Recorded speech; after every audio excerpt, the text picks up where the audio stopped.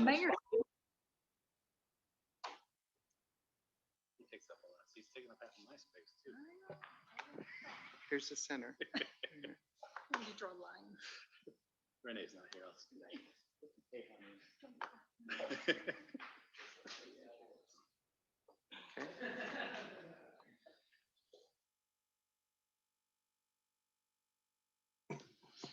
Good evening, welcome. This is the Marion City Council meeting and work session combined for Tuesday, July 6, 2021. Please rise and join me in the Pledge of Allegiance. I pledge allegiance to the flag of the United States of America and to the republic for which it stands, one nation, under God, indivisible, with liberty and justice for all. Thank you. Please be seated. Roll call, please. Mr. Harper, Here. Mr. Jensen, Here. Ms. Atkins, Here. Mayor Abu Osley, Here. Mr. Brandt, Here. Ms. Gedalia, Here. Mr. Sterned. Here. This time we have a moment of silence.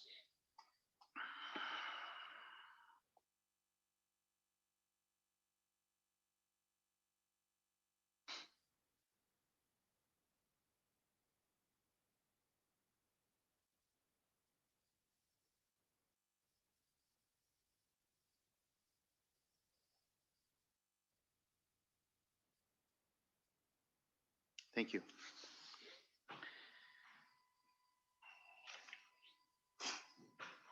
Okay, first on our agenda this evening is a public forum, which is a section that is set aside for comments from the public on any topic that is on the agenda but not associated with a public hearing. If anyone is here to address the council on any topic that is included on the agenda but not associated with a public hearing, this would be the time to do that. There will be another section at the end of the meeting for other items that are not on the agenda. Is there anyone here to address the council? Have you heard from anyone who would like to address the council? I have not. Okay. All right, then we'll move forward with the consent agenda. Mayor, I make a motion to approve the consent agenda as follows. Items A1 through G4, resolutions 29641 through 29683. Second. It's been moved and seconded to approve the consent agenda as presented, including items A1 through G4, resolutions 29641 through 29683. Discussion?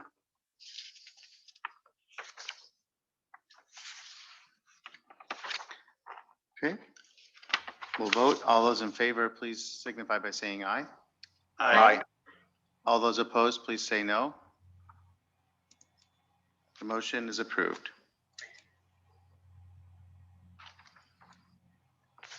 Your Honor, I move to approve the consent agenda with Mayor Abu Osley's abstention, and this will include items A1 through E3.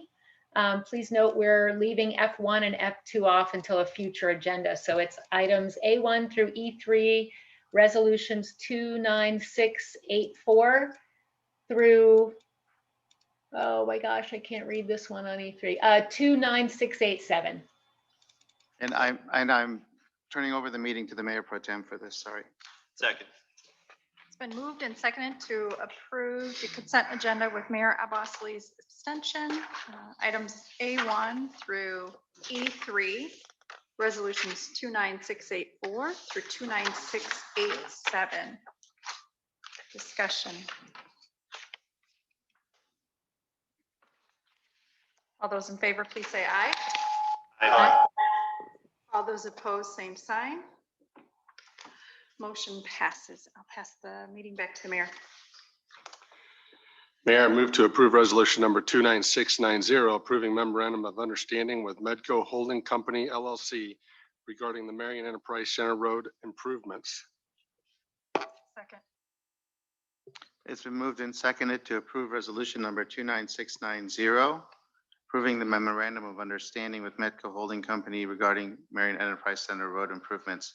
I would just also just remind the council, since this is a combined work session, formal meeting, if you need additional information, please say so. If we need a presentation from staff on any of these items, so that you can make an informed decision, please please do say so, okay? We'll take questions, discussion.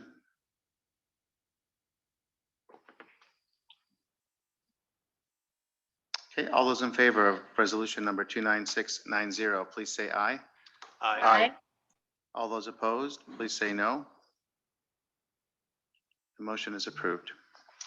Your Honor, I move to approve resolution number 29691, setting ballot language regarding the number of trustees and organization of the Marion Library Board of Trustees for the city election on November 2nd, 2021. Second. It's been moved and seconded to approve resolution number 29691, setting the ballot language regarding the number of trustees and organization of the Marion Library Board of Trustees for the city election on November 2nd, 2021. Discussion. Go ahead. Just wondering if we could get a little more background on that. So it looks like we're going from 9 to 11 Yeah. and from 6-year to 4-year terms. So a little additional information would be really helpful. Go ahead, Lon. Yeah, this is an initiative that the library board had actually brought forward, I believe about 18 months ago. They wanted to increase the size of the board to foster more opportunities for diversity, but then also shorten the terms because people were eligible for 2 terms, but 2 terms at 6 years each is a very long time to be on a board or commission. So it's a pretty significant commitment.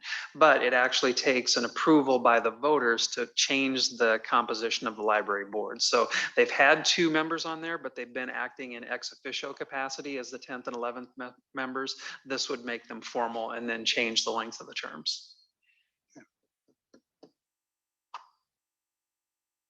Okay, any additional questions, discussion? All those in favor of approving resolution number 29691, please signify by saying aye. Aye. All those opposed, please say no. Motion is approved. Mayor, I move to approve resolution number 29692, setting ballot language regarding the local option sales tax vote for the city election on November 2nd, 2021.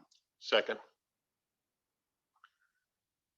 It's been moved and seconded to approve resolution number 29692, setting ballot language regarding the local option sales tax vote for city election on November 2nd, 2021. Discussion.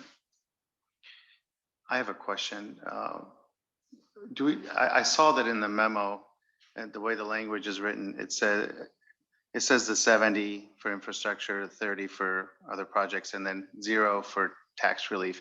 Does that 0 for tax relief have to be there?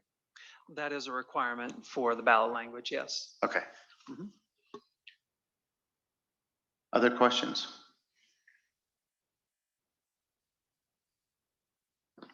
All those in favor of resolution number 29692, please say aye. Aye. All those opposed, say no. The motion's approved. Your Honor, I move to approve resolution number 29693, approving amendment number 1 to the agreement with the city of Cedar Rapids regarding the provision of wastewater treatment. Second. It's been moved and seconded to approve resolution number 29693, approving the amendment number 1 to the agreement with the city of Cedar Rapids regarding the provision of wastewater treatment. Discussion. Yes, Your Honor. Go ahead. I note on the amendment, number 1 that we're voting on here, it makes reference to an exhibit 5.3, which I think is material to the pricing structure. And I don't see that 5.3 contained either in the amendment or the attached original agreement. I don't know that that maybe is material to our decision, but I just am a little concerned that there's a bit of missing information there that would be useful. Who can answer that? Is that Lon or Ryan? Yeah, it doesn't affect the portion that the city council is considering tonight because this is related to our capacity charges, the amount of capacity that we're in essence reserving at the Cedar Rapids wastewater treatment plant. Trying to find. So this amendment does stipulate an amount. $5,386,402. And it does reference the calculation shown on Exhibit 5.3. So I guess what is the value that we are in fact then approving? What we're actually doing is we're changing the amortization schedule for the second set of payments that were agreed to in the original agreement. So we were paying for one set of capacity charges to take us from the 34,000 or so that we had under the original agreement to 45,000 in the first set of the agreement. And then there was the second set of charges to pay for capacity to go from 45 to 48,000. So Marion has capacity to continue to grow. But the way the document was originally written, the first set of payments started the July after the document was adopted, and it got tied up in legal at our compatriots' place and got adopted later than we expected. So we ended up with a year where the two sets of capacity payments overlapped. And so rather than have 1 year where we were paying two sets of capacity payments, we re-amortized the second set over the remaining life of the agreement so that we only have one set of payments going forward. If memory serves me correctly, the second set was going to be $89,000 for 4 years, and instead it's going to be $112,000 for 3. So we'll still be done at the same time, but the first set of payments was $116,000. So if they had been layered together, we would have been paying over $200,000 per month for our capacity charges, and the utility couldn't sustain that. So we went back to Cedar Rapids and asked if they would be agreeable to just adjust to the second payment schedule so that we didn't have 1 year where we were paying two sets. Okay, I think that's helpful. Thank you. So the bottom line on this is the method of calculation isn't being altered in any way. No, just the amortization schedule. All right, thank you. Thank you. Good question. Any other questions or comments?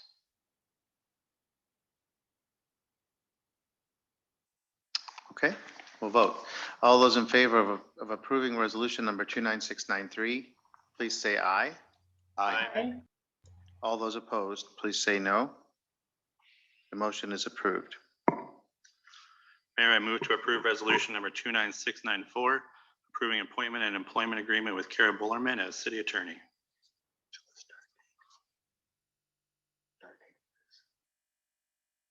Second. It's been moved and seconded to approve resolution number 29694, approving the employment agreement with Kara Bullerman as our city attorney. Discussion. Yes, Steve. Yeah, I don't recall from the details. Do we have an estimated start date for this position? She's looking at the 12th, The 12th, July 12th? August. August 12th, okay.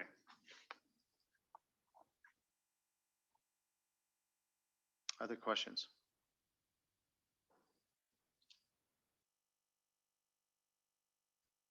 Okay. And for members of the public, this would be our first in-house attorney working for the city. There's no more questions. We'll vote. All those in favor of resolution number 29694, please say aye. Aye. All those opposed, please say no. The motion is approved. Your Honor, I move to approve resolution number 29695, approving a rural economic development loan agreement and promissory note with Lynn County Rural Electric Cooperative Association. Second. Okay, I'm going to turn this over to the Mayor Pro Tem. Thank you. Been moved and seconded to approve resolution number 29695, approving a rural economic development loan agreement and promissory note with Lynn County Rural Electric Cooperative Association. Discussion.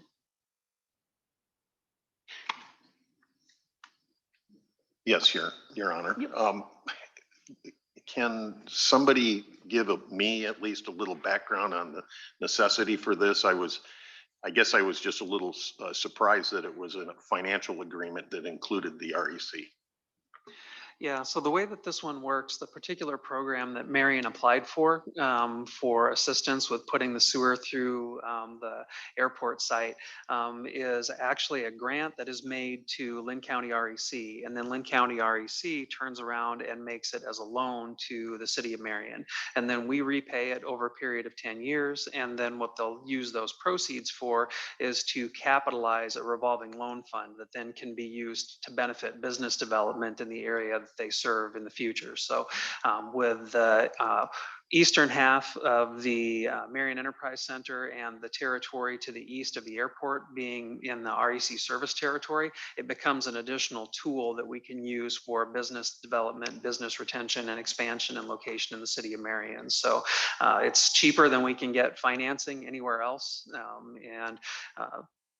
It has what I would call kind of a triple win benefit, because we're able to not only use the dollars to get sanitary sewer out to an area that's going to open up about 66 acres initially for future development, then it also creates that permanent tool for us through Lynn County REC to be used for future projects. So this is in essence a Lynn REC economic development tool that they utilize in order to develop their service territory.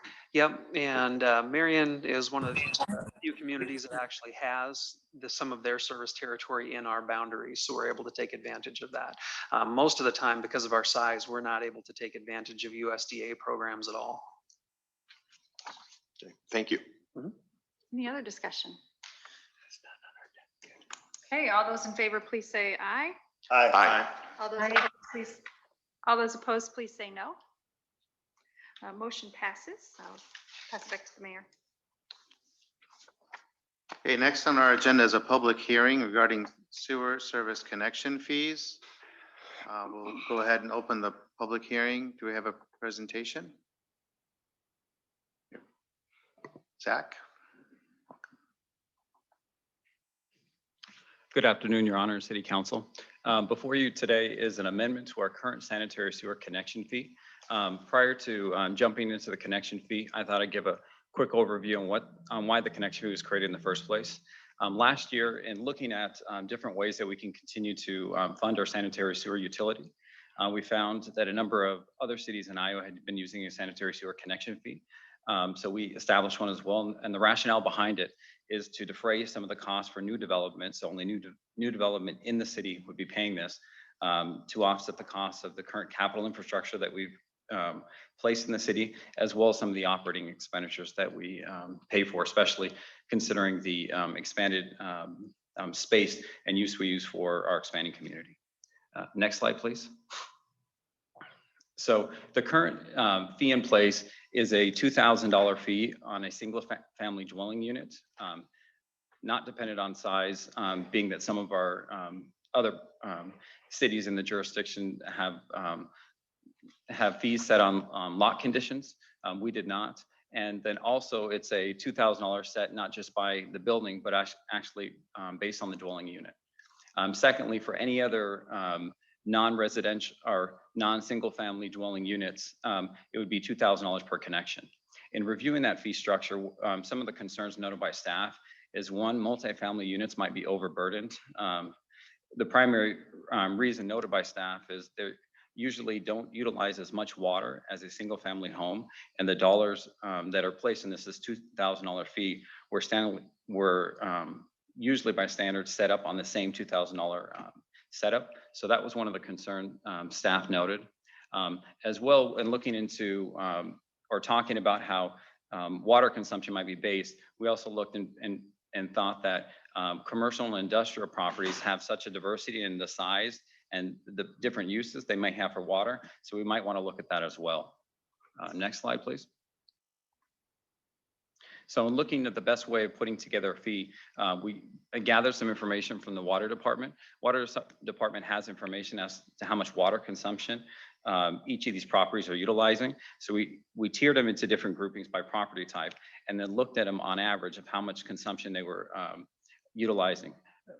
The thought behind that is the water that comes in is the water that goes out for the most part, and then that would need to be treated. So that would be going to our treatment center in order for treatment, and then let out into the community, and the cycle goes on and on over time. In the data before you, this is the average of monthly consumption for water use for this last year. Residential properties on average emitted 553 cubic feet of water. As I mentioned previously, the $2,000 fee is primarily based upon the residential unit. So we made that the base value, the idea that there would be this single unit resident equivalent of 1 based on that residential unit. And then looking at the comparison of how the other ones compared to that, an apartment unit on average is about 0.53, so nearly half of what a residential unit would consume in water. Similarly, a condo, slightly on the other direction, but very close to half residential as well. Commercial properties, mind you, it's a larger range of different properties in there, but about 1.5 times what a residential property would utilize. And then lastly, industrial, which is the smallest sample we have, just under 3. So the way this broke out, we decided to put together a fee structure based upon water consumption. And from that, residential would be a equivalent of 1, or in this case, $2,000 per residential unit.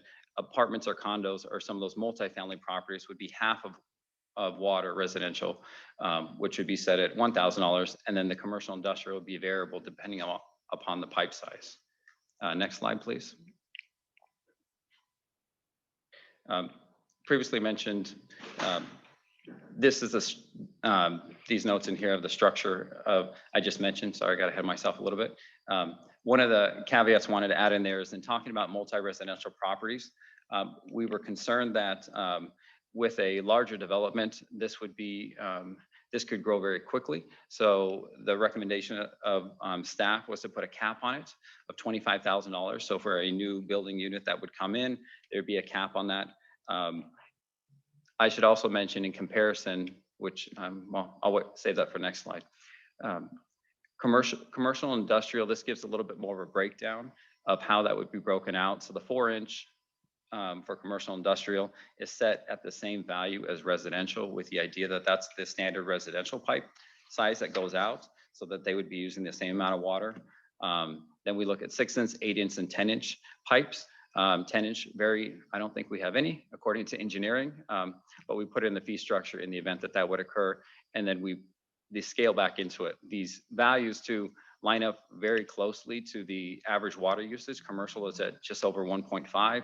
So it lines up very nicely there. So that's the $3,000 fee. And if it were an 8-inch pipe, it'd be $6,000. So the idea is the water fixture units would be determined at the type of site development when the plans would go forward to building.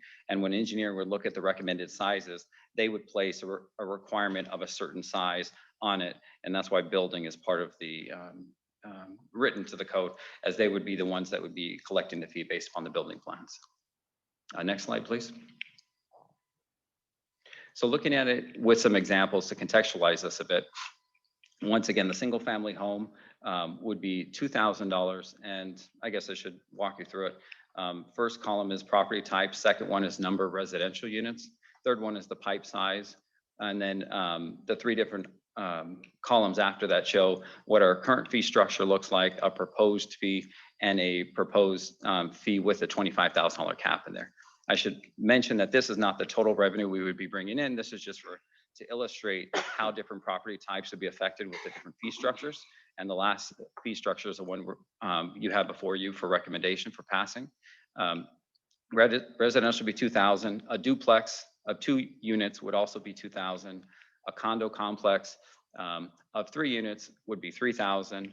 An apartment complex, and this is where it gets into the change in this structure, would be for 75 unit condo complex in our current structure, that would be $150,000 connection fee. So in the proposed fee without a cap at $75,000, and in the proposed key with a cap, which we're recommending, that would be a $25,000 connection fee into the system. Similarly, there's 2 options in there to show a low water user versus a high water user, commercial facility and an industrial facility, which are driven by pipe size. So this is, next slide, please.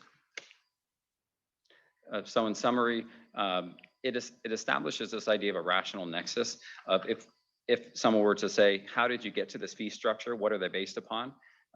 it's based upon water consumption. We believe that was the fairest way to once again defray the costs of the capital infrastructure that we've invested in already for the city, as well as the operating costs that are borne for expanded capacity.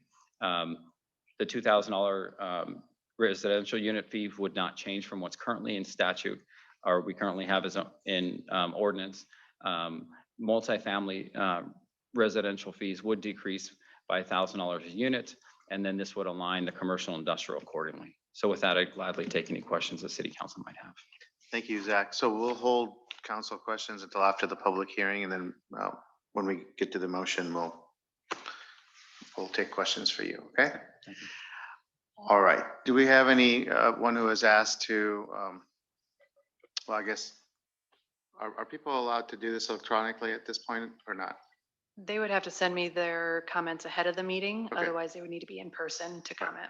Have you received any comments ahead of the meeting? I have not. Okay.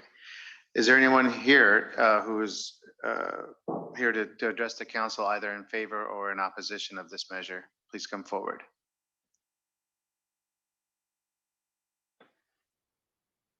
Okay, seeing that no one is coming forward, I'll also ask staff if you've received, outside of Rachel, if you've received any comments about this outside of the meeting. Okay. Note that for the public record, and we'll close the public hearing. We'll move on to the motion for the ordinance. Mayor, I move to approve ordinance number 21-19, amending chapter 99, sections 99.02 and 99.04 of the Code of Ordinances related to the sewer service charges connection fees. This will be the initial consideration. Second.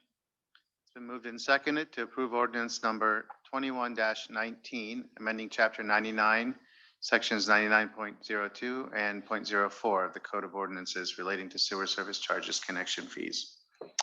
Discussion, questions for Zach? Yes, go ahead, Steve. Yeah, Zach, would you go ahead and tell us how these fees compare? You said other cities in the area already had these fees. Can you tell us how these fees compare to other area cities? I can, Councilman Jensen. Two of the comparators we looked at are right next door to us. One is Cedar Rapids. So Cedar Rapids has a similar fee in their 13.04% of sewer use requirements. They charge a $2,000 fee for one family or two family residences, regardless upon the lot or the tract size, so the lot size for the property.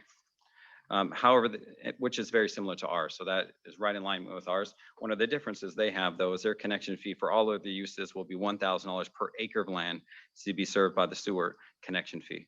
And as looking into that, one of the concerns we had in a similar way, though it's somewhat easier to do because you can look at the lot size of the property, is we are concerned that the size of the property didn't necessarily determine the water usage, so the amount of water that we would be cleaning. So for example, say a property goes into place, one of the examples we looked in the city of Marion, I think it was Elk Blast of, if I have the right one, because sometimes, sorry, I get confused them for a larger manufacturing sites, but it was on about 20 acres of land. So in that case, the 20 acres of land would then be multiplied times 1,000, so $20,000 for that because they have a large acreage. However, their water usage is very low because they don't utilize as much water based upon their pipe size estimates as another property. So we determined that though administratively easier to administer the fee, it wouldn't be as equitable, then it wouldn't address some of those equity concerns that were initially put forth. So we decided not to move forward with a similar fee structure. Similarly, Robbins has a fee structure in which theirs is tiered more so based upon the different categories. So for their connection fees, single family uses are $910 a lot. So theirs is about half of what we're proposing. Their multifamily residential use is $870 a lot. Their commercial use is $3,000 an acre. And then their industrial use is $9,500 an acre. So they have a different structure in there. Not sure how they tiered it in, similar if they expect property type, impacts, water usage, and accordingly they broke it into that structure. So I think a little bit more in alignment, we tiered it, but based upon our water consumption data. And once again, we use the base value in residential homes of 2000. So that's where we came up with our fees. And those are the two closest jurisdictions that we looked at. Well, I think I like the manner and how the city has done it. I think it is more equitable. You'd have a lot of land and pay a lot of water usage for not a lot of use. So I think the manner and how it was done fairly. Thank you. Grant? I think you answered this, Zach, but the unique feature of this method is that it is in fact a tiered adjustment based on predictable and historic usage. In other words, Cedar Rapids doesn't have a tiered methodology at all. Currently, they do not. No. Okay. All right. No, so that's unique to us. And I think that gets me to the same view as what Steve just commented on, that this seems to be equitable.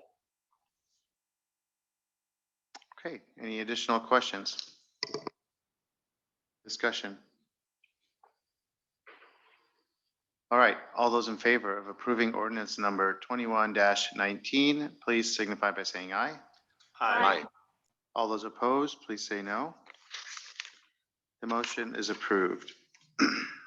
Your Honor, I move to approve resolution number 29696, approving fiscal year 2020 to 2021 operating budget transfers in the amount of $194,791.80.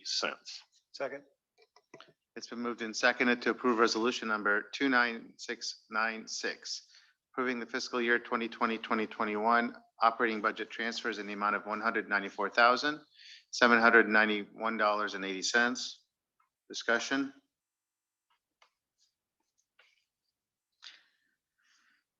All those in favor of approving resolution number 29696, please say aye.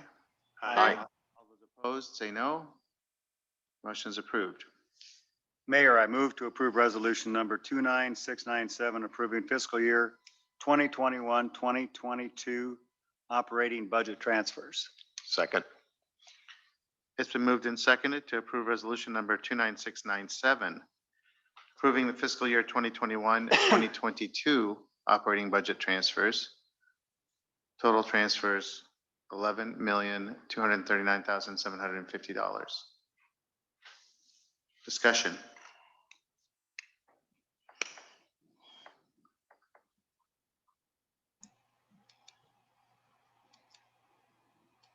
All those in favor of resolution number 29697, please say aye. Aye. All those opposed, please say no. The motion's approved. Your Honor, I move to approve resolution number 29698, approving updated contract with Frank's Tree Service for right-of-way stump removal and turf restoration in an amount not to exceed $266,250. Second. It's been moved and seconded to approve resolution number 29698, approving the updated contract with Frank's Tree Service for the right-of-way stump removal and turf restoration in the amount not to exceed $266,250. Discussion. See, we have Seth here. He's ready to answer questions if you have any. Or did you want to say something, Seth? Go ahead. Yes, I just wanted to say this is a correction from the an item on the last meeting. So we just had the lump sum that was incorrect. So this is the correct amount for the total of the project. This project is set to start July 14th. Good. I know people have been asking me about the stump removal, so now we have a date, July 14th. Okay, any discussion or questions? Quick question. Yes, go ahead, Steve. Yeah, Seth, just a quick question. As they proceed, wasn't there about 1,500 to 1,600 stumps that they're gonna have to remove? So that was what we originally thought there were. When we did the updated numbers, it's actually 1,065 Oh, well, okay, total way down. stumps. Okay, And so that's one reason why there was a price decrease from the original lump sum we had on Tuesday, and then we had the incorrect on Thursday. So this is the correct amount for the 1,065, and it's actually going to be $250 per stump, which is the lowest bid we got. So I know if you drive around the city, you're starting to see some of these stumps with quite a bit of growth Mhm. coming up out of them, and I don't know how they're gonna So there- tackle this from one side of the city to the other, if some of those like in that manner maybe need to be taken care of earlier since they're starting in certain areas of the city. I've had a few comments that some of those are starting to maybe have some right-of-way blockages as far as views from the drivers. Yeah, so there's quite a few things. We'll have quite a few communication going out because we'll be going about this in sections of town just because of the overall Okay. scope of it. But there's going to be communications because, yeah, there's going to be some sprouting of material, but there's also quite a bit of landscaping that people did around their right of ways from landscaping block or including perennial growth that will communicate out that they need to remove those things before we get started. Okay. But there'll be some more communication that'll go out later this week to the general public. Okay, other questions? Before he goes back to his seat for a second time. Sorry about that. I'll wait till he gets back to see them ask a question. Okay. All those in favor of approving resolution number 29698, please say aye. Aye. Aye. All those opposed, please say no. The motion is approved. Mayor, I move to approve resolution number 29699, approving a contract amendment with Stanley Consultants regarding the Central Quarter project in the amount of $8,200. Second. It's been moved and seconded to approve resolution number 29699, approving a contract amendment with Stanley Consultants regarding the Central Corridor project in the amount of $8,200. Discussion? I just wanted to thank the photographer for the pictures of what is representing the Central Corridor project here. Very nice. Any other comments or questions?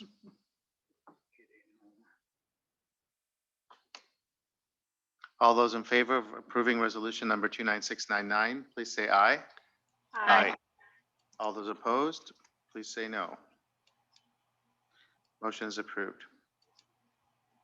Your Honor, I move to approve resolution number 29700, approving a contract amendment with Braun Intertech Corporation for quality assurance PCC plant monitoring and soil testing for the CMAR Phase 1 and CMAR Phase 3 projects, also including the CMAR Phase 4 project in the amount of $8,595. Second. It's been moved and seconded to approve resolution number 29700, approving a contract amendment with Braun Intertech Corporation for quality assurance, PCC plant monitoring, and soil testing for the CMAR Phase 1 and CMAR Phase 3 projects and CMAR Phase 4 project in the amount of $8,595. Discussion.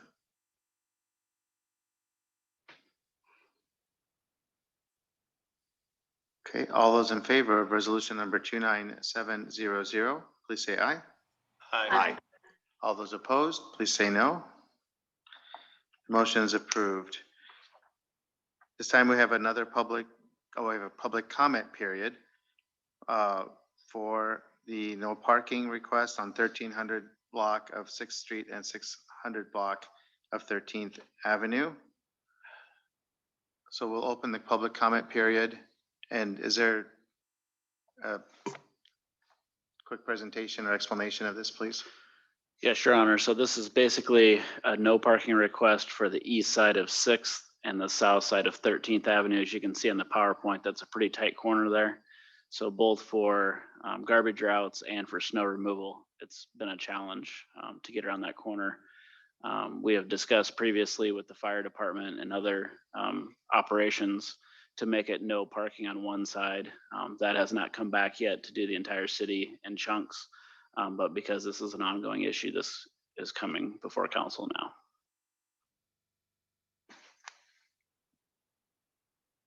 Okay, so we have a public comment period that's open, and Zach just going to continue our time or do we, It's just like a public hearing, so it's just for tonight. today? Yep. Okay.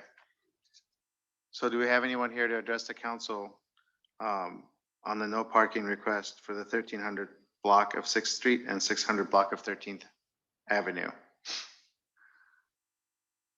Have you received any comments outside the meeting? I have not. I have not. All right, seeing that there's no one here, we'll note that for the public record and close the public comment period. Your Honor, I make the motion to receive and file TAC report regarding a no parking request on 1300 block of 6th Street and 600 block of 13th Avenue. Second. It's been moved and seconded to receive and file the Traffic Advisory Committee report regarding no parking request on the 1300 block of 6th Street and the 600 block of 13th Avenue. Discussion on receiving and filing the report. Your Honor? Yes, go ahead, Yeah, Grant. so are we going to then, based on that report, actually install no parking? Those are the next two items. That's the, yeah, Oh. Thank you. E5 and E6. He's still new. Okay. Okay, no discussion on receiving and filing. All those in favor of approving the motion to receive and file the report, please say aye. Aye. All those opposed, please say no. The motion is approved. And I have the next item, E5. Your Honor, I move to approve resolution number 29701, approving the establishment of a no parking zone on the east side of 6th Street from Central Avenue to 13th Avenue. Second. It's been moved and seconded to approve resolution number 29701, establishing a no parking zone on the east side of 6th Street from Central Avenue to 13th Avenue. Discussion. All those in favor of approving resolution number 29701, please say aye. Aye. All those opposed, please say no. Motion's approved. Mayor, I make a motion to approve resolution number 29702, approving the establishment of a no parking zone on the south side of 13th Avenue from 6th to 7th Street. Second. Moved and seconded to approve resolution number 29702, approving the establishment of a no parking zone on the south side of 13th Avenue from 6th to 7th Streets. Discussion?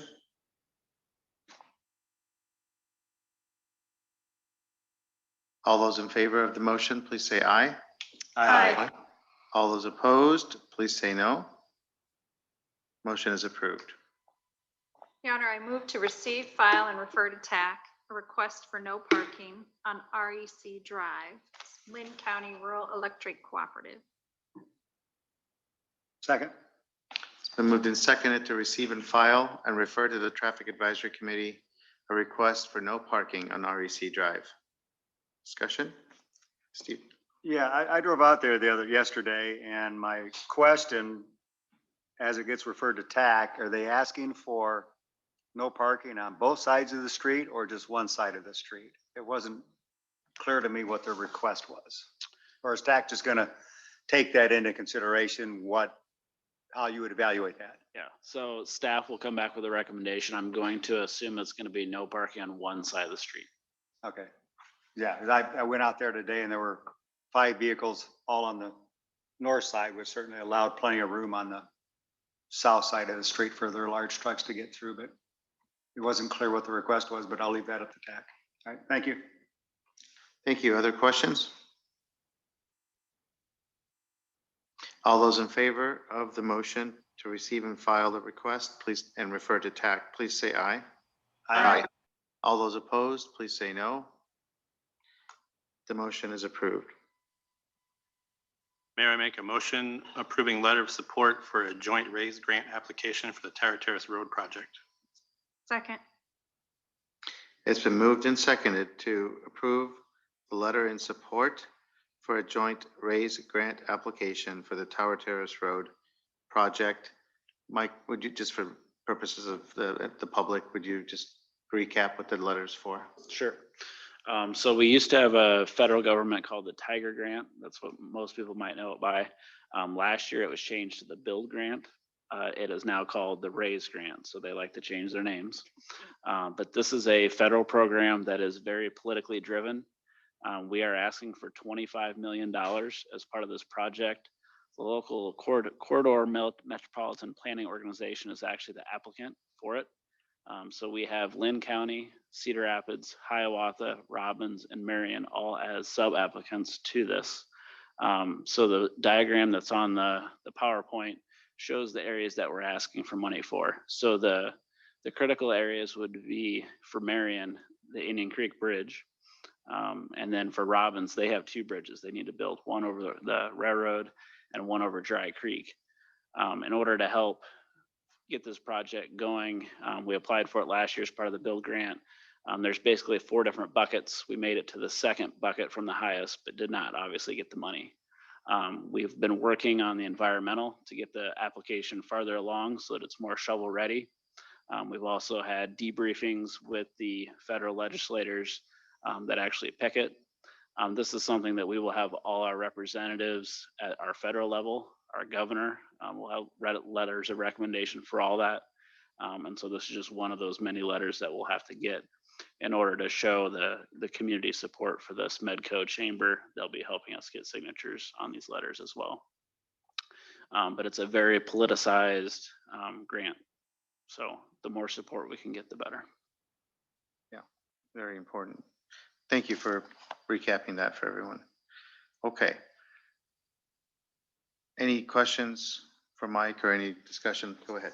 Well, just a question. I know our government's talking about this $1.2 trillion investment in infrastructure.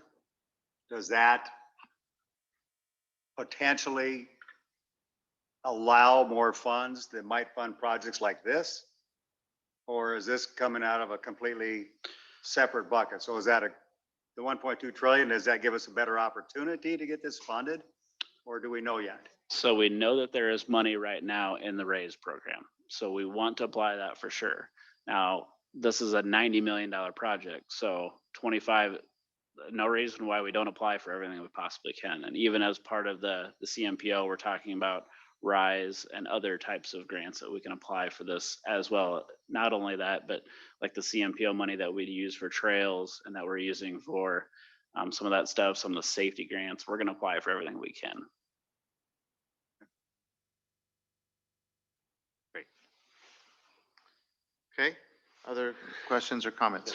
Yes, go ahead, Grant. Yeah, so Mike, tomorrow there's an executive committee meeting for the Metropolitan Planning Organization. And so is there any remaining or residual action that the MPO has to take on this site, on this particular item? They shouldn't. I mean, maybe I haven't looked at the agenda to maybe vote on it, but we have been working with the CMPO staff. We have met with legislators already. There's been a lot of behind the scenes work going on this. So it hasn't been like this is just come out of nowhere. We knew this was coming. So. Okay. You're right. This has been in motion for quite a long period. I mean, we've been paying Schneider and Associates to do a lot of the environmental assessment and get that much more shovel ready so that we're higher scoring on the criteria. Thank you. Other questions or comments? Go ahead. Do we have commitment from our federal representatives and the governor that they're going to write letters in support? I am not working on those, but we did get them last year for the Build Grant.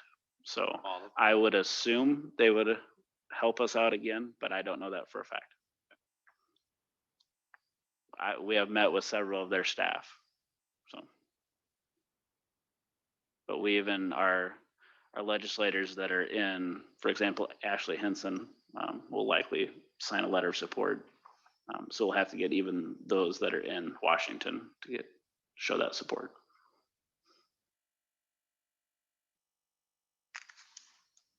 Other questions? Okay, all those in favor of approving the motion to approve the letter in support of the Joint Raise Grant application, please say aye. Aye. All those opposed, please say no. The motion is approved.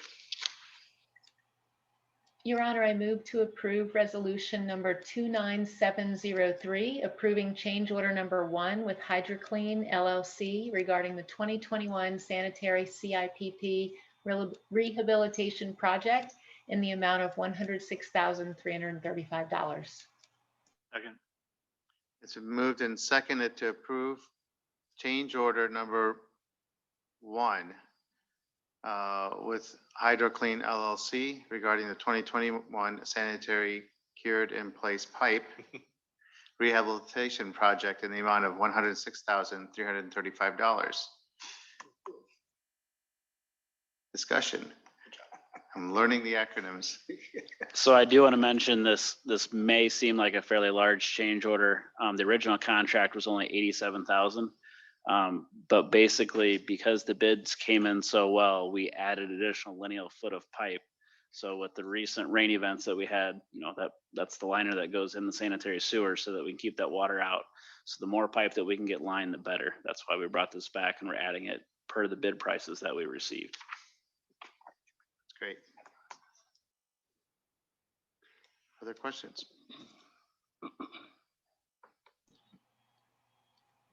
Okay, we'll vote. All those in favor of approving resolution number 29703, please say aye. Aye. All those opposed, please say no. Motion is approved. Mayor, I move to approve resolution number 29704, approving change order number 1 with Ratchy Construction Company regarding the 10th Street and Central Avenue, 10th Avenue intersection improvements project in the amount of $10,795. Second. It's been moved and seconded to approve resolution number 29704, approving change order number 1 with Ratchy Construction for the 10th Street and Central Avenue, 10th Avenue intersection improvements in the amount of $10,795. Discussion.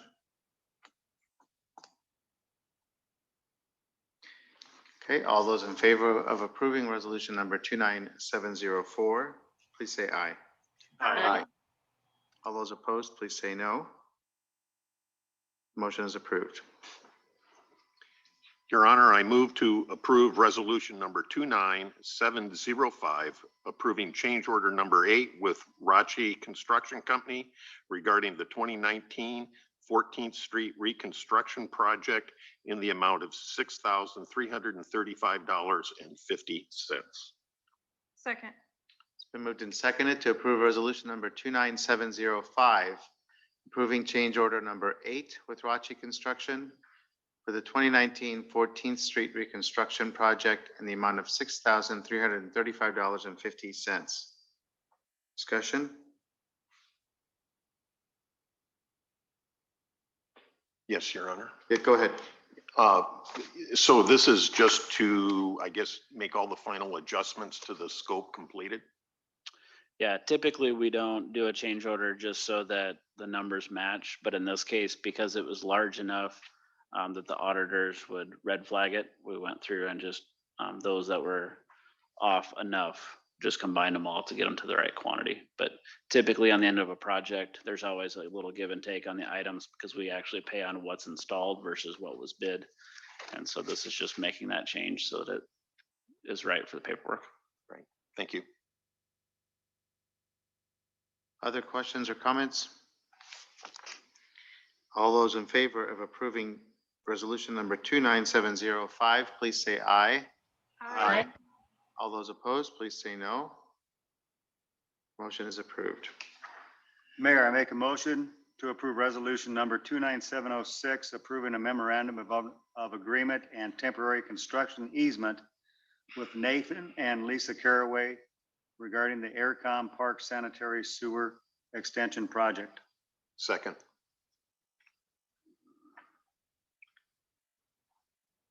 I'm going to turn over the meeting to the Mayor Pro Tem for the next several items. So it's been moved and seconded to approve resolution number 29706, approving a memorandum of agreement and temporary construction easement with Nathan and Lisa Caraway regarding the Aircom Park Sanitary Sewer Extension Project. Discussion. All those in favor, please say aye. Aye. All those opposed, please say no. Motion is approved with one abstention. Mayor Pro Tem, I make a motion to approve resolution number 29707, approving a memorandum of agreement, temporary construction easement, and sanitary sewer agreement with Medco Holding Company LLC regarding the Aircom Park Sanitary Sewer Extension Project. Second. It's been moved and seconded to approve resolution number 29707, approving a memorandum of agreement, temporary construction easement, and sanitary sewer agreement with Medco Holding Company LLC regarding the Aircom Park Sanitary Sewer Extension Project. Discussion. All those in favor, please say aye. Aye. All those opposed, please say no. Motion is approved with one abstention. Mayor Pro Tem, I move to approve resolution number 29708, approving change order number 1 with BG Brecky Incorporated regarding the 2021 sanitary sewer manhole project in the amount of $30,300. Second. It's been moved and seconded to approve resolution number 29708, approving change order number 1 with BG Brecky Incorporated regarding the 2021 sanitary sewer manhole project in the amount of $30,300. Discussion. Your Honor, I just want to bring up that again, this is part of the sanitary sewer. So because we got good numbers again for our bids, we are adding 3 manholes. So again, replacing a brick manhole that lets that infiltration in and replacing with a concrete manhole. So again, when we have large rain events, we can keep as much water out of the sanitary sewer system as possible. Did you say 3? We're adding 3. 3. Great. Hey, any other discussion? All those in favor, please say aye. Aye. Aye. All those opposed, please say no. Motion is approved with one abstention. Okay, now we have a public hearing regarding the 10th Avenue Side Paths PCC Sidewalk Trail. I don't know acronyms, so what is PCC? Portland Cement Concrete. Perfect, thank you. Mike, are you going to give us a little bit of information on that? Yes, I will. So this is the project that will install a 10-foot wide trail or side path that parallels Business 151 that goes from Hy-Vee to Walmart on both sides of the road.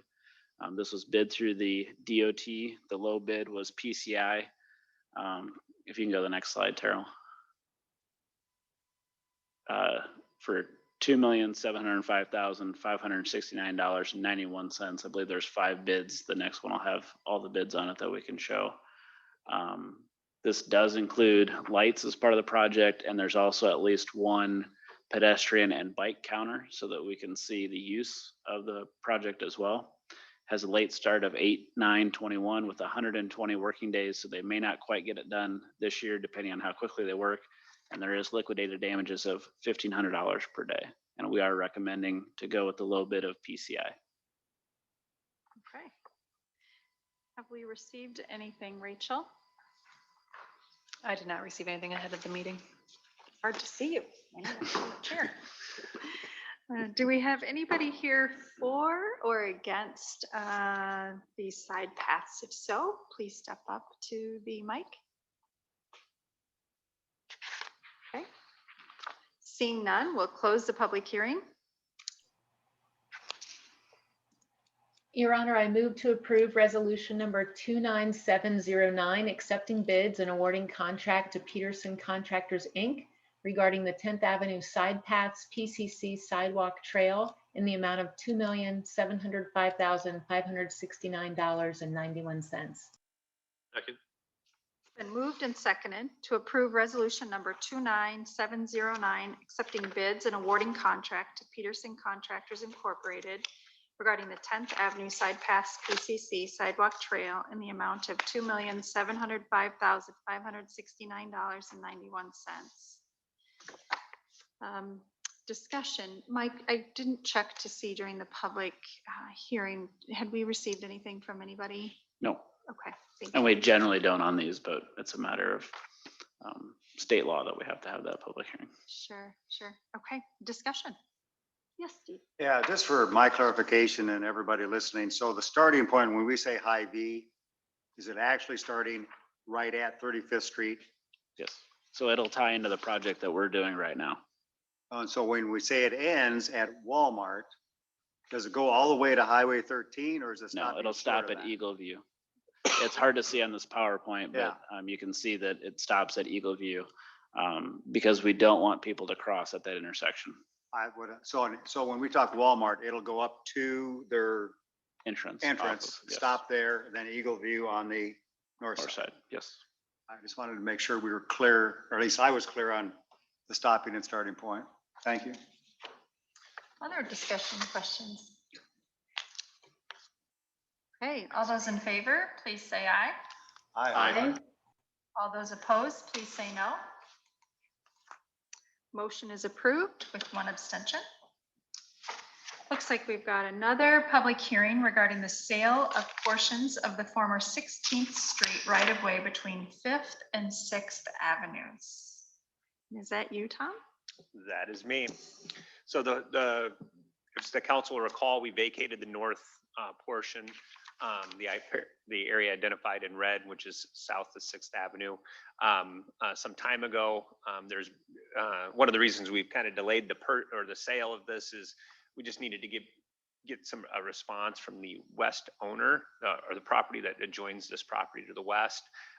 We've received a notice from them that they are not interested in it, and therefore per our policy, we offer it to the other owner that abuts the property. They've chose to purchase the entire portion of that property, and we're at the point where we're ready to proceed with that sale. As indicated, the sale is based on the assessed value of the property adjacent to it, 35% of the average assessed property adjacent to the area. And so the sale of this property would be for $2,215.95. Okay, thank you. Rachel, did we receive anything in before the meeting today? I have not. If there's anybody here to speak for or against this sale, please step forward.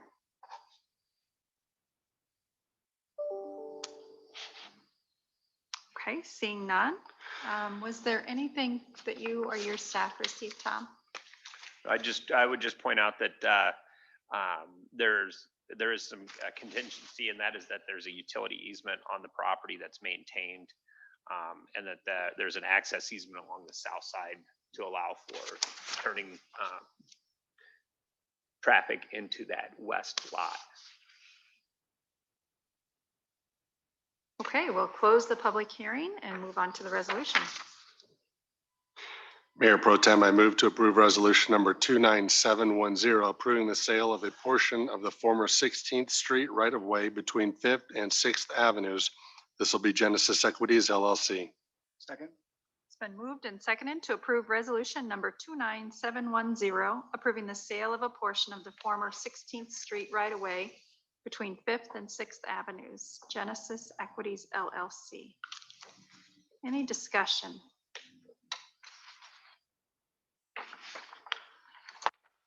Okay, hearing none, I think we have to do a roll call vote. Is that right? Mr. Harper, Yes. Mr. Jensen, Yes. Ms. Atkins, Yes. Mayor Abu Osley, Abstaining. Mr. Brandt, Yes. Ms. Cadelia, Yes. Mr. Sterned. Yes. Motion passes.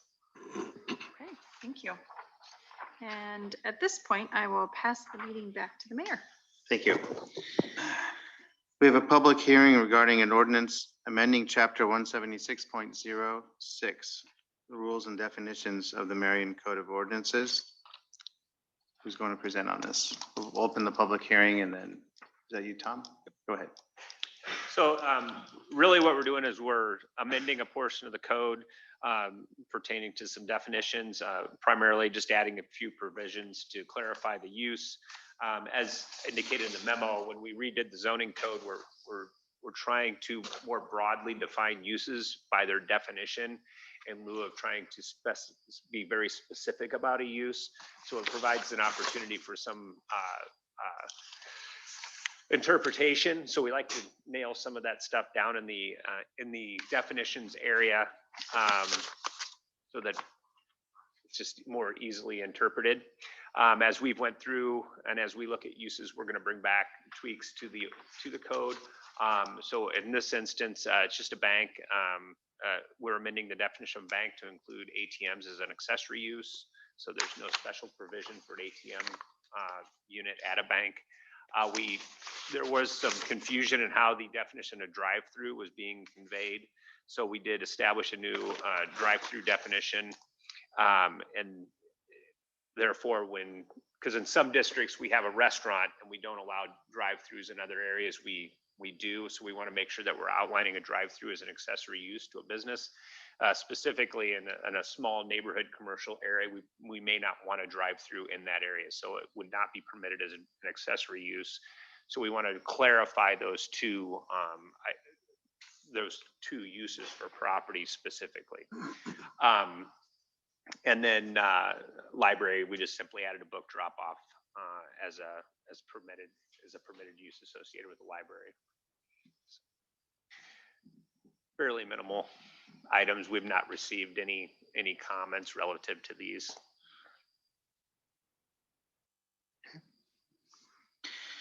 Okay, thank you. Are there any members of the public here who would like to address the council either in favor or in opposition of this measure?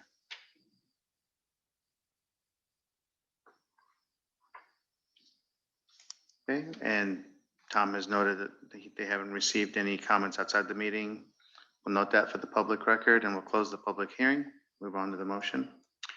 Your Honor, I move to approve ordinance number 21-20, amending chapter 176.06, rules and definitions of the Marion Code of Ordinances. This is our initial consideration.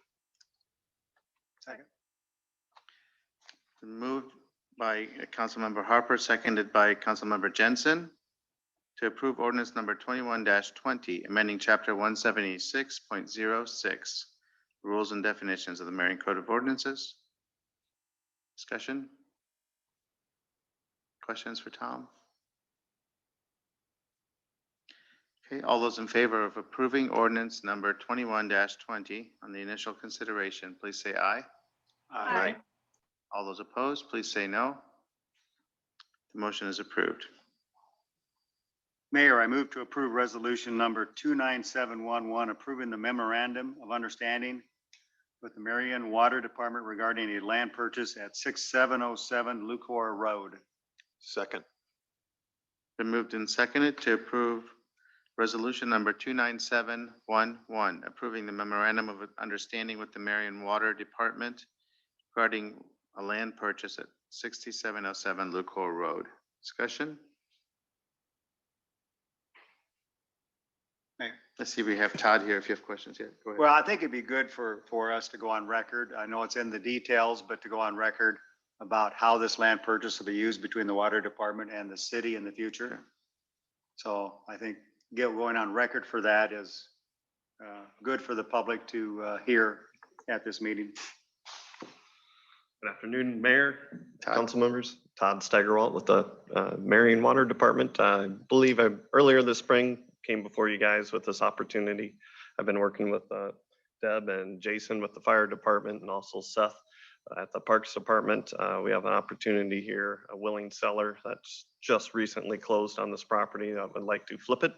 And the Marion Water Department is in search of up to 3 acres of land for a future water elevated tower structure in this vicinity. And the balance of the land is what we do not necessarily need, but there is interest on behalf of the fire department and the Parks Department for a park ground that's not in the floodplain and a future arterial road that cuts through there for another maybe a 4th or 5th fire station down the road. And it is on the edge of town. Water is very nearby up there. Sewer is close enough at this time.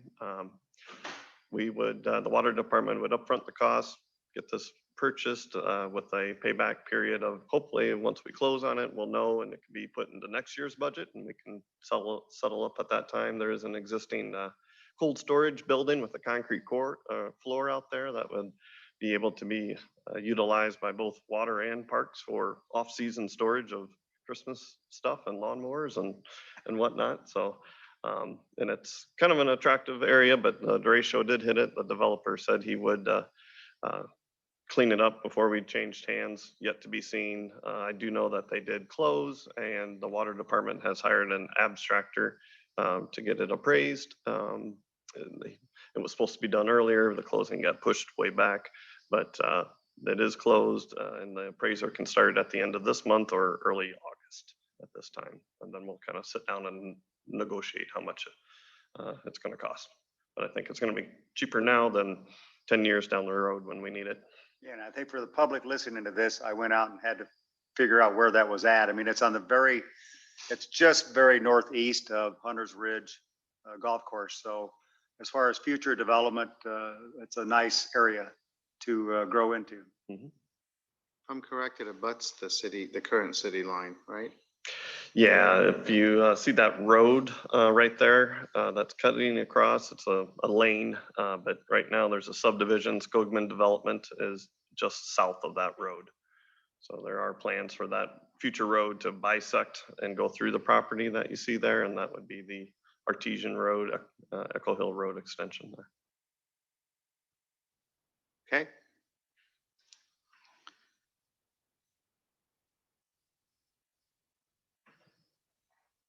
Any other questions for Todd?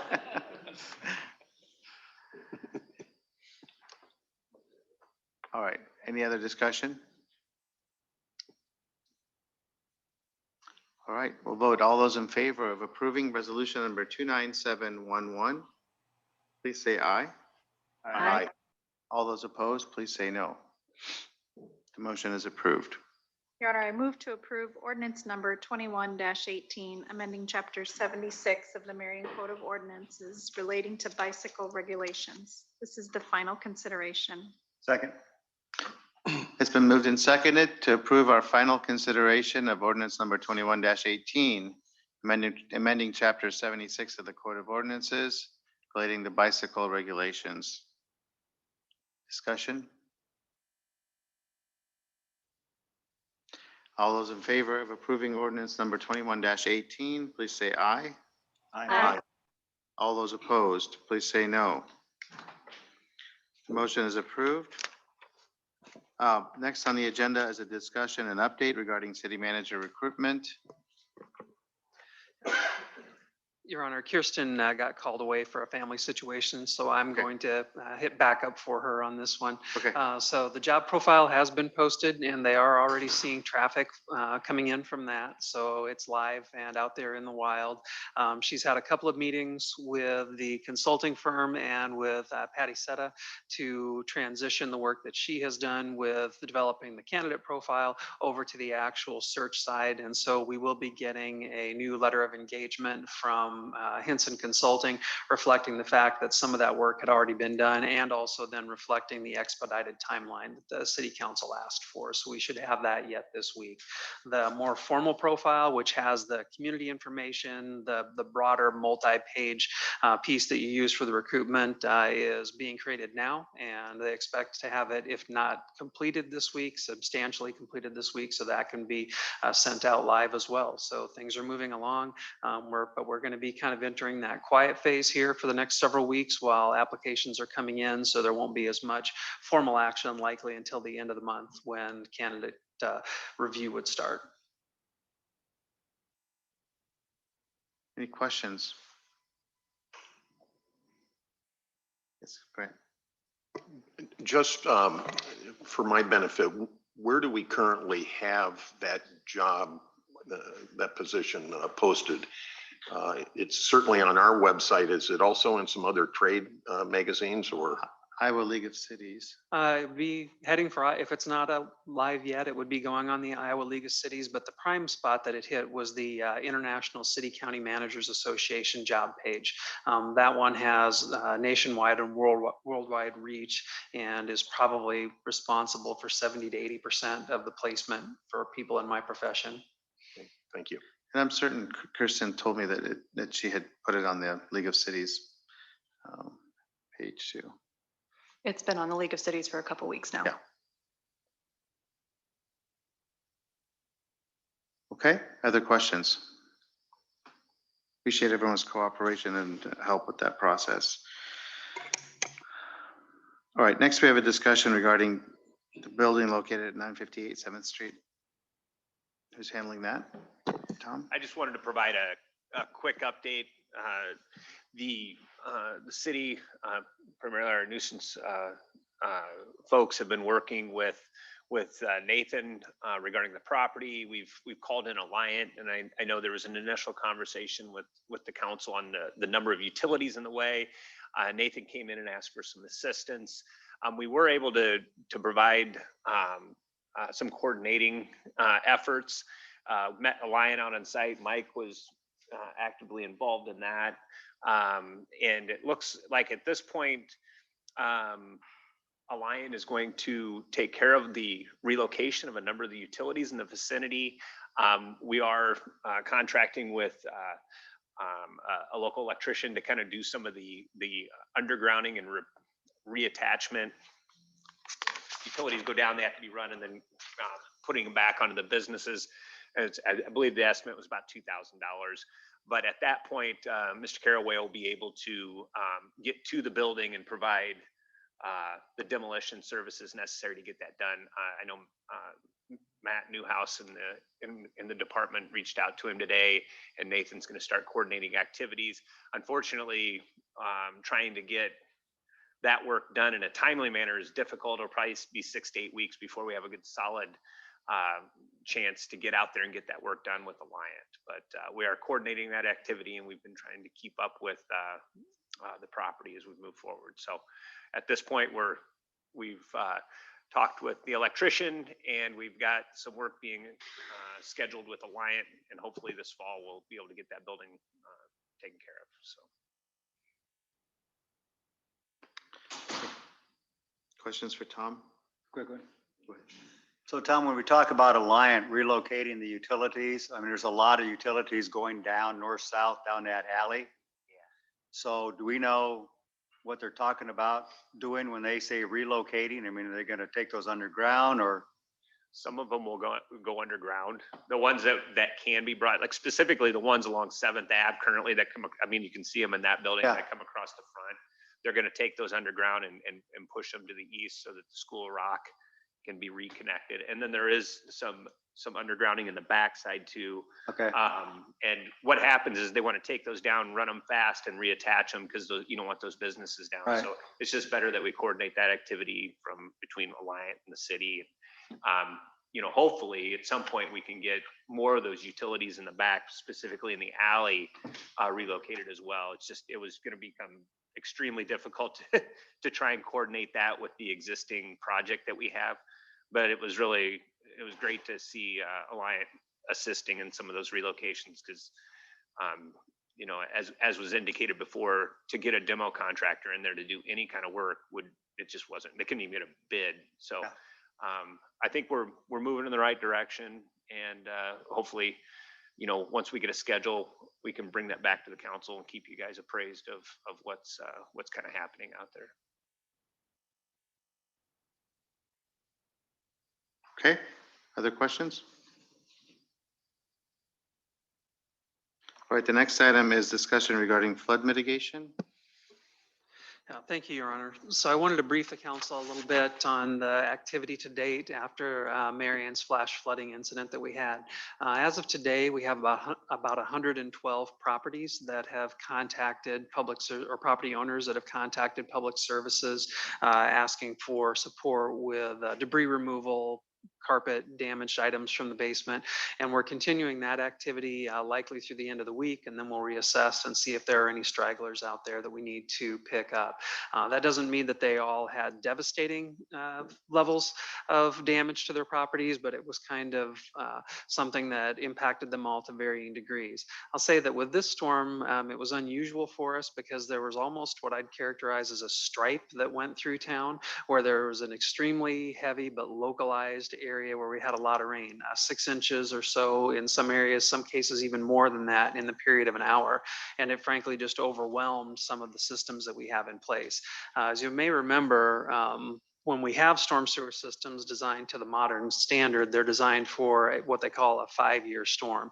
A lot of the areas that were impacted with this are 30 years old or older, and so they are not built to those modern standards. So some of them do not have storm sewer systems at all, or if they do, they're fairly minimal.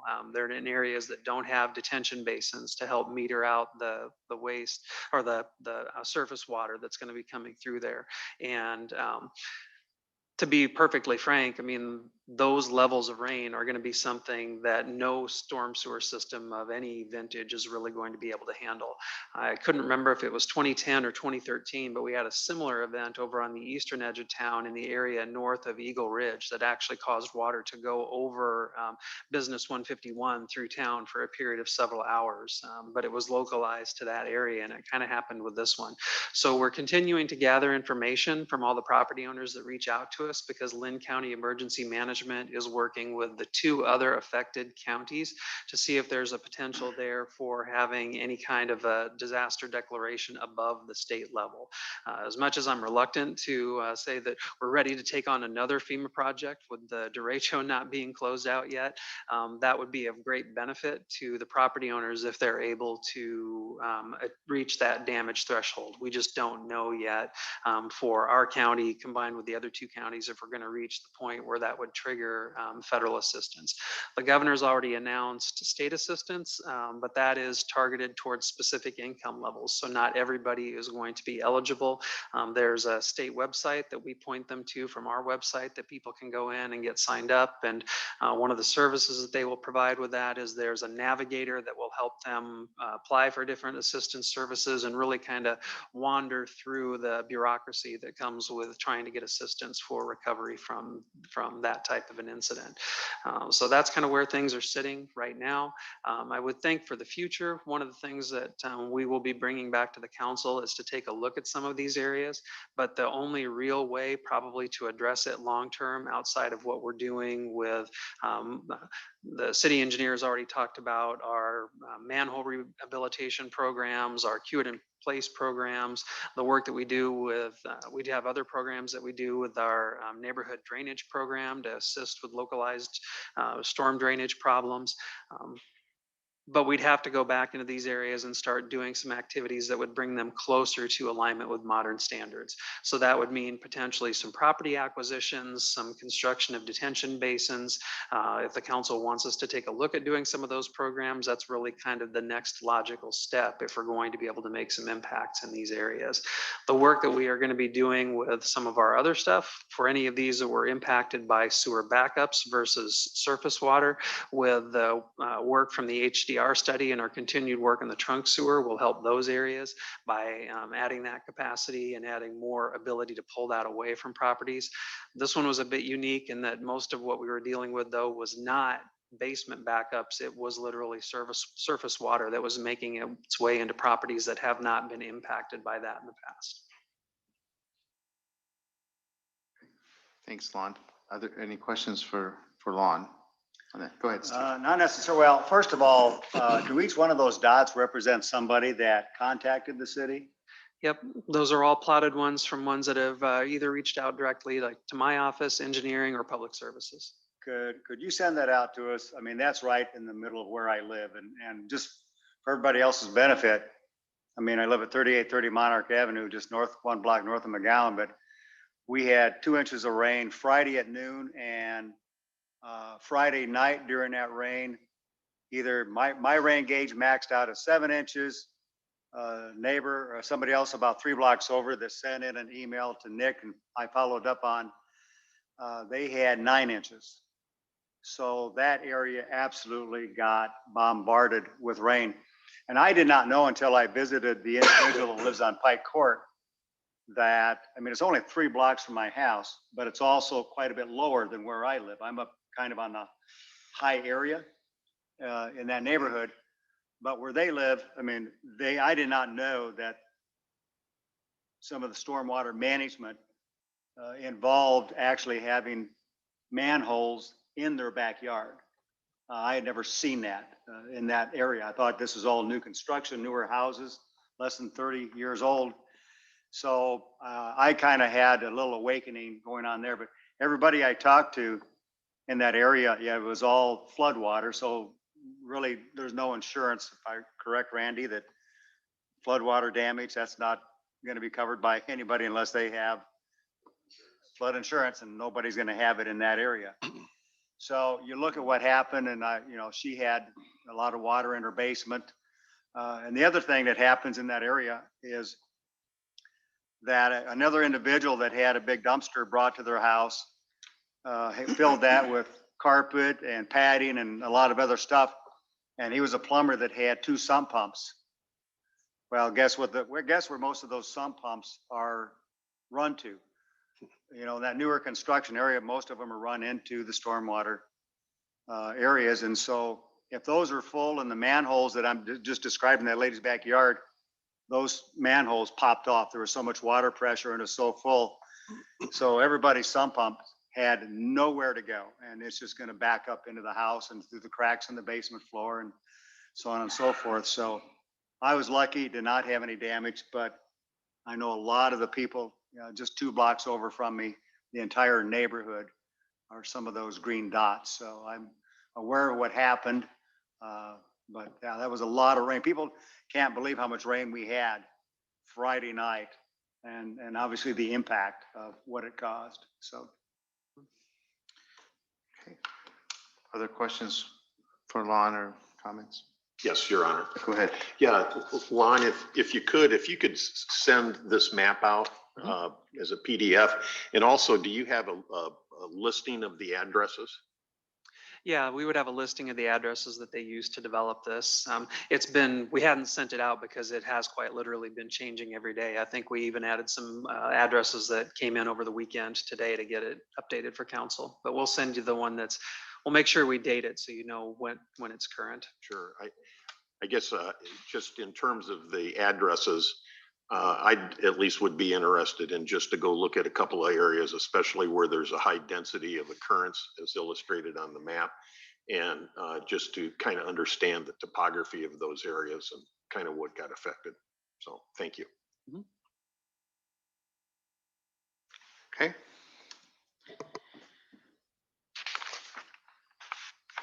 All right, the final item on the agenda is the time set aside for comments from the public on any item, whether it's on the agenda or not. So if anyone's here to address the council, please come forward to the microphone, state your name and address, and address the council.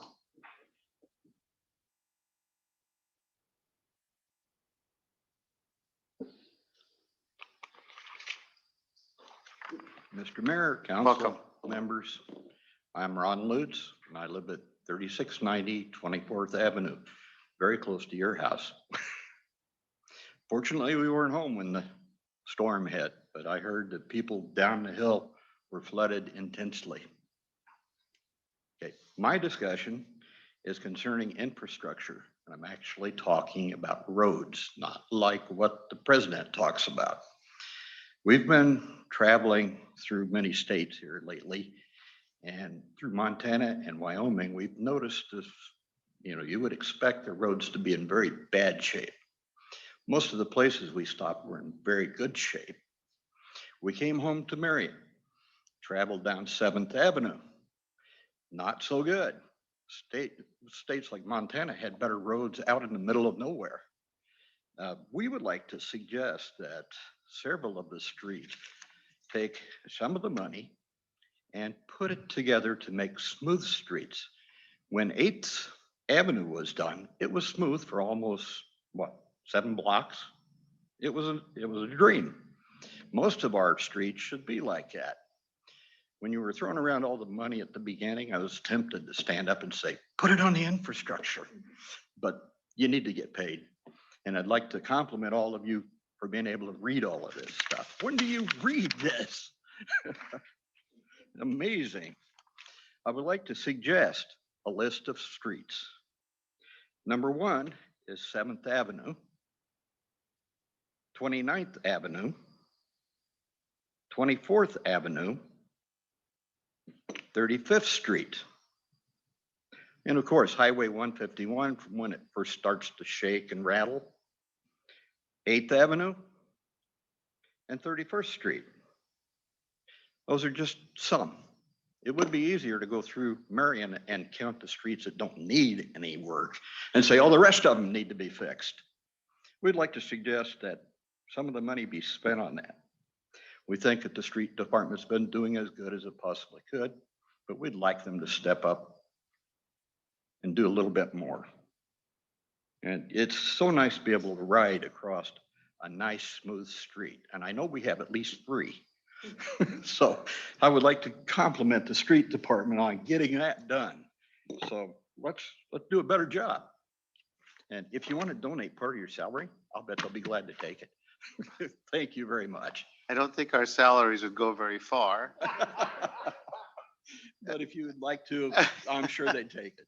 And if you wouldn't mind, maybe you can give your list of the streets to the city engineer. But I will say that, you know, we could spend the entire budget every year on streets and never be finished. It's an ongoing process. We do have a program of, we spend at least $1 million a year on resurfacing streets. We rebuild several streets every year. So we do try to work on it, but it's just, there's a lot of streets. A third of our streets, or almost a third of our streets, are either resurfaced, rebuilt, or built new in the last 10 years. Would you give me that list so I can go drive on them? Sure. Well, you know, I'm not saying that you're wrong. I'm just saying that. Oh, I've been wrong before. That's No. We do work on the streets, and you know, they're not completely ignored. We have an engineering staff that works very hard to identify the streets that are in most need of help, and they have a regular program of fixing the streets. But it's just a matter of, you know, we could spend everything we have every year on streets and never be finished. So we have to try to take care of lots of different needs, and streets is one of them. So Understand. Contraction, expansion, January, February, March, April. Right.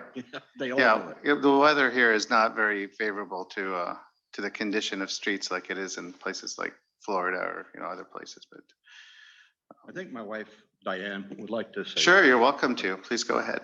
I've noticed that some of your brick streets are nicer to drive down. Oh, That you've redone some of the brick streets. They're nicer to The go new down. brick streets out in front of here. sure. They're smooth. Yeah. And we would really appreciate if instead of doing all these roundabouts, if you do some of the streets, because our house payment is so minimal compared to the taxes we pay to this city, and we've lived here for a long time. Sure. And I mean, we're considering moving out in a way because we don't have any more school children. We're in Lindmar school system where we have no one going, and all our money is going to swimming pools you can't use, and streets are something we all use. And I know you work on them, but I mean, our cars rattle and shake and you have to realign just like you all do. And it's very frustrating Right. to go out of state and just go on their highways and just glide through their towns and then to come back to Marion. And it's not just Marion, it's Cedar Rapids. You could make a long list of everything, but If you'd like to hire us as consultants, we'll be glad to to help. thank you. We have 40,000 consultants. Thank you. Thank you. Appreciate your time to come in and share your thoughts with us. I am unable to stand it for you. Oh, okay. Can I sit? Sure you can, of course. You might someone can bring a microphone because the meeting is recorded and we need to have a public record of the comments. So someone's bringing you a microphone.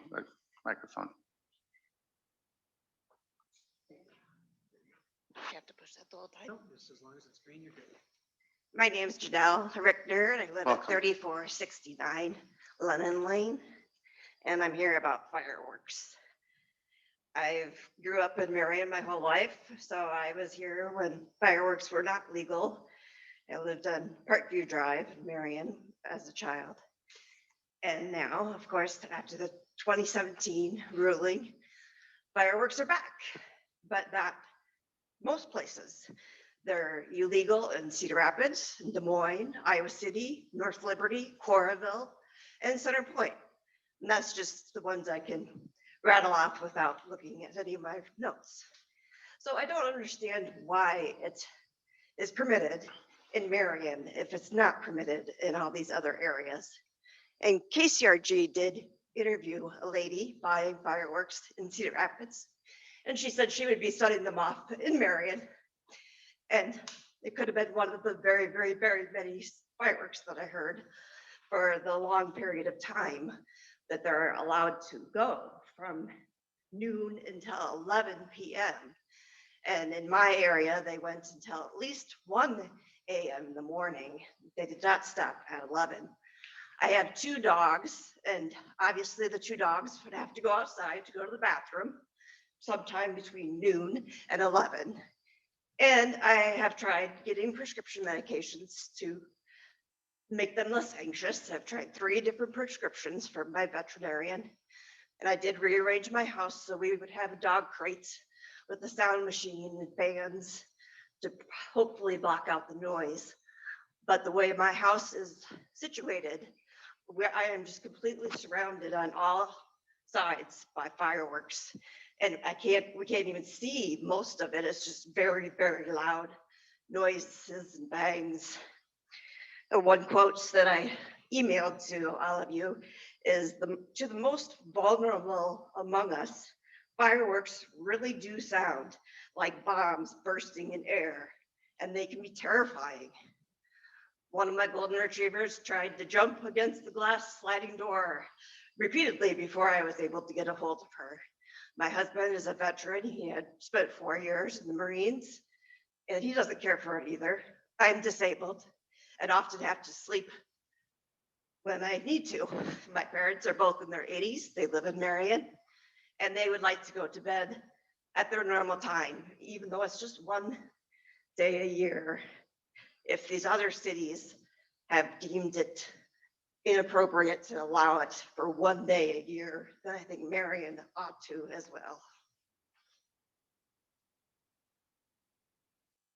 Thank you for your comments. We can't have a discussion, but we can ask you questions. Anybody have questions for her? Okay.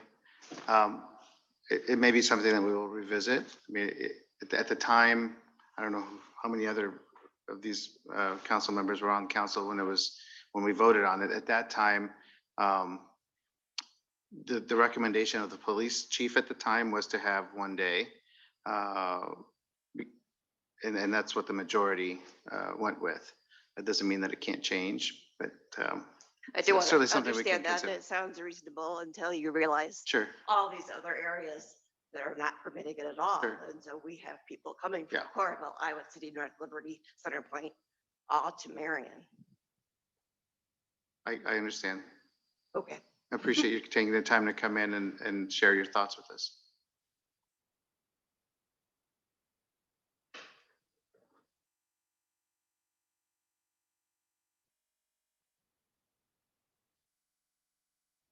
My name's Dick Boquist. I live at 1350 9th Street in Marion. And the reason I'm here, I've talked to my council person, Colette. I've talked to the mayor. I've talked to the engineering department. I've talked to the DOT enforcement division as far as truck routes. The street department originally told me that we didn't have truck routes. When I contacted Jake in engineering, he assured me we did. But the reason is the 10th Street and Central Avenue roundabout. Now, my wife contacted engineering several months before the projected start date. We were assured that they would have a proper detour. But, okay, the first day, it was crazy. We actually had city buses running down 9th Street. Okay, I contacted Cedar Rapids Transit and talked to the supervisor there, and he assured me that after 12:30 that day, that would be the last bus. And he did the job. So I know I addressed it with Colette, and they've since put yield signs up, I think all the way from 15th, 14th, 13th Avenues. 12:30 had yield signs where they cross 9th. But the detour is not detouring very much traffic. I don't know what the solution is. I know we suggested to Jake possibly blocking off the side streets off 10th, but that could be an issue with the fire department or the police department or whatever.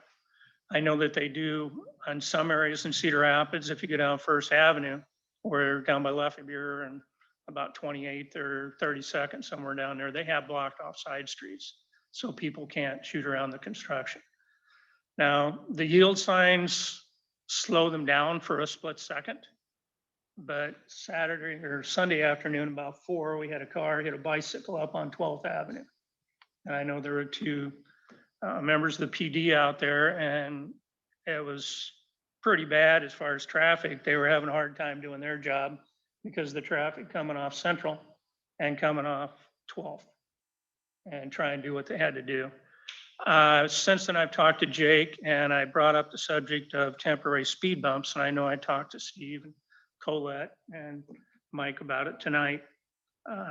Granted, that's not something you have laying around a lot, but maybe they could borrow some from Cedar Rapids, or perhaps even if there's that much traffic in Thomas Park where they have 2 or 3 of them, maybe repurpose those to maybe 9th Street, several on 9th. I know as you add speed bumps, it's just like they're not going to go over on 11th Street or 12th Street because of the bricks. You know, once down there, they're going to come the other way. So perhaps you need to put them in different spots. I don't know. But something should be done to cut down on the amount of traffic. I know we've had truck traffic coming through there. Jake has addressed that, I think, with waste management. But ABC and the gentleman they had sitting out there the first or second day, he addressed it with ABC when they came by. But I'm looking for suggestions on how to cut down on the traffic. My neighbors generally ride their bicycles. They're afraid to go out until after 8 or 8:30 at night, you know, because the amount of traffic coming through there. And with the 7th Avenue project going to start in a couple of weeks, I think you're going to see more problems. And I also think that if the roundabout is not scheduled for 11 weeks, that would put it into the school term for Linmar. And that's going to be a big issue, cutting off on the side streets. Thanks. Thank you. I know that the engineering department will continue to look at what can be done. There's probably a lot limits to what we can do. And I mean, you know, it is an inconvenience, and it's definitely not a perfect situation, but the streets have to be rebuilt. We have to go through this process, and that I know that they've done what they can, and they'll continue to do what they can. But I really appreciate your comments and your coming in to share your thoughts with us. If you have, I mean, feel free to contact us with any other questions or issues you might have or ideas. Do you have anything to add to that, Mike, or? No, I'll have a conversation with Chad, and maybe we'll talk to the Parks Department about the speed bumps. We'll just have to look at it because, like I said, if we put speed bumps on one street, that just means they go one street over, and then it's an issue on that street. So we'll have to look further into it.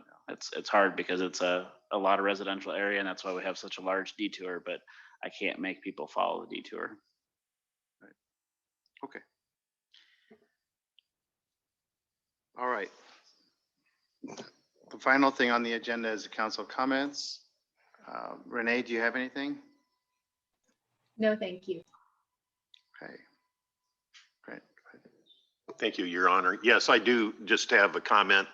And I want to thank Janelle for coming and speaking to council. She and I interacted on the phone as well as on email. So my most unfavorite topic is fireworks right now.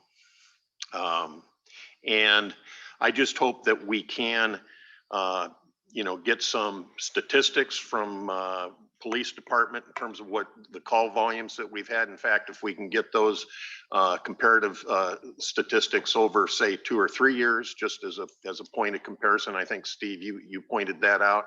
And if we can also understand the level of complaint that went in perhaps to Cedar Rapids, again, just as a measure of comparability. I really would like us to evaluate the time frame of what our ordinance requires, benchmark that again against what the state code permits municipalities to do, and to see if there isn't any way that we can incent what I would have to say as neighbors being good neighbors.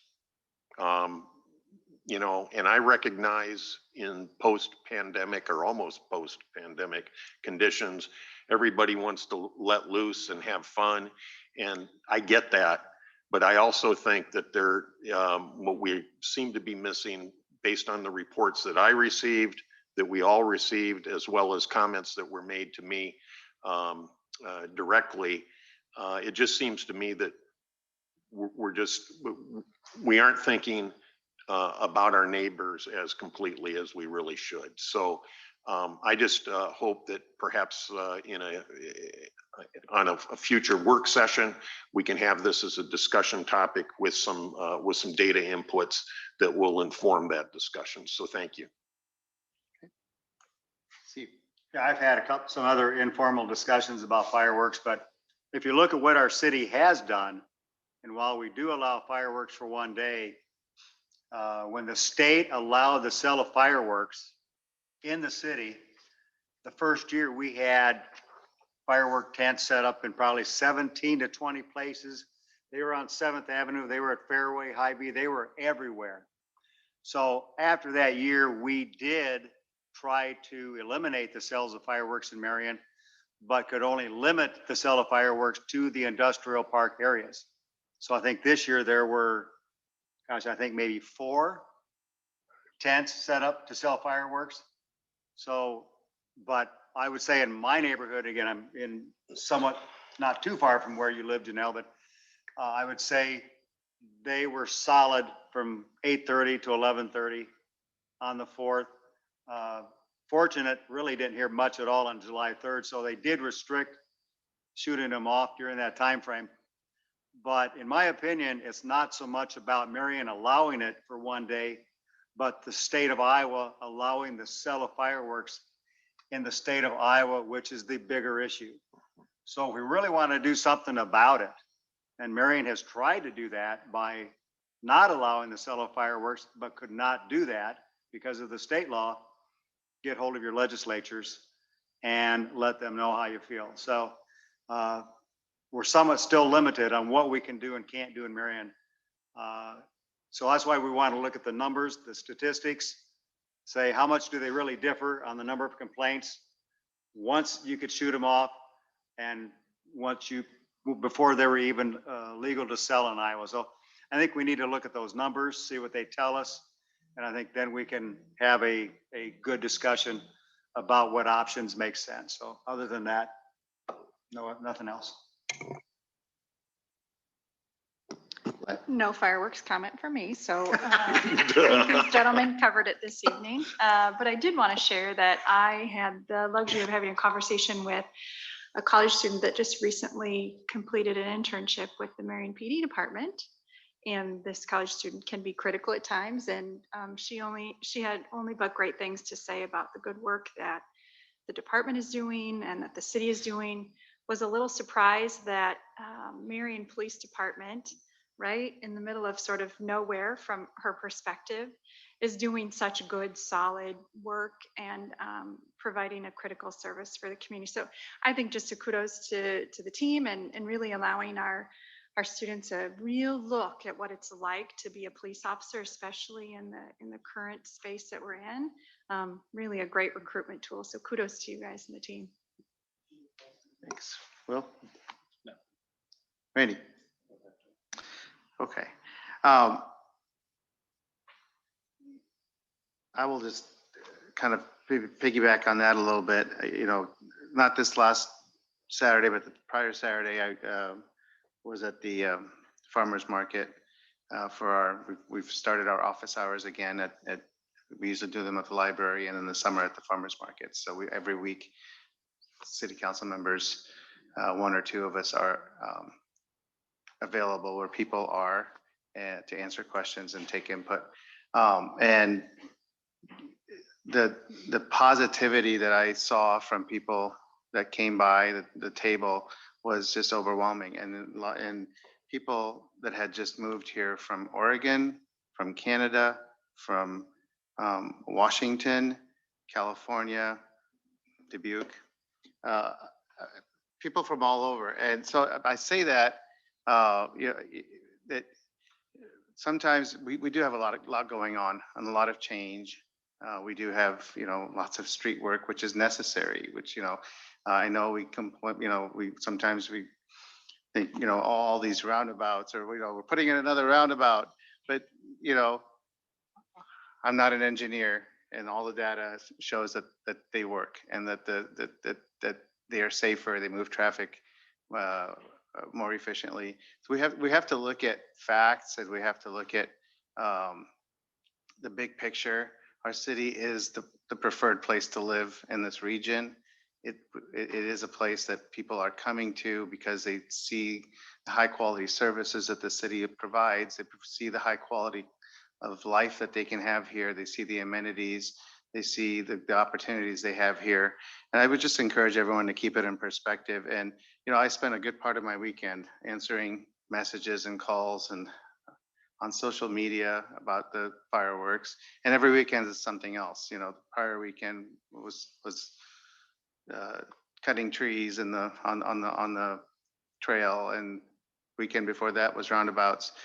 And I don't mind it. I think that's good, and it's good that we have community conversations and we have discourse and we have give and take on things, as long as it's in a well-meaning way and that people are respectful in how they do it. And I appreciate you taking the time, all of you, to come in here and to share your comments and your concerns in a very well-meaning way and in a respectful way. And it's very much appreciated. We're all on the same team here. We're all trying to make Marion better. There are inconveniences. There are sometimes just things that it's a frustrating situation, like the fireworks thing. We have a lot of people that think it's a great thing, and then we have a lot of people that think it's a terrible thing. And these are very difficult issues to manage through as a city organization and to keep everybody happy. And but we do try to work through them with common sense and with data and with decisions that hopefully make sense. So we need to just continue working on things, and whenever there are issues, talking about them in constructive ways. And like I said, we're all on the same team, going in the same direction and trying to make Marion a great place to live for everyone. So thank you. With that, have a great weekend or a great week, and we will see you next time. Oh, I would encourage everyone to attend the fundraiser for Uptown Marion on Thursday. And also on Thursday prior to that at 3:00, we have a reception for our city manager to thank him for his work here over 14 years. So, all right. Thank you, everyone. Meeting is adjourned.